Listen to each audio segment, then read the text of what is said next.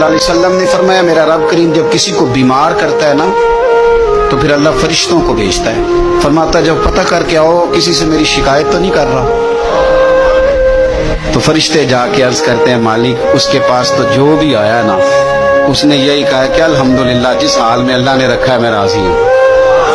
اس نے تیری شکایت نہیں کی، اس نے تیری رضا پہ اس بیماری کو تیری طرف سے آزمائش سمجھ کے قبول کیا۔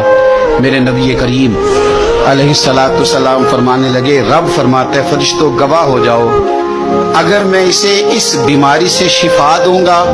تو جو اس کے پاس خون ہے اس سے بہتر خون اسے عطا کروں گا، اور جو اس کے پاس گوشت ہے اس سے بہتر اسے گوشت عطا کروں گا، اور اگر میں اسے اس بیماری میں وفات دوں گا تو پھر میں اسے جنت عطا کروں گا۔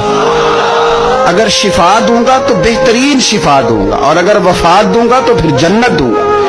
جب آپ حوصلے کے ساتھ چیزوں کو قبول کرتے، جب آپ کی طبیعت کے اندر صبر چھلکتا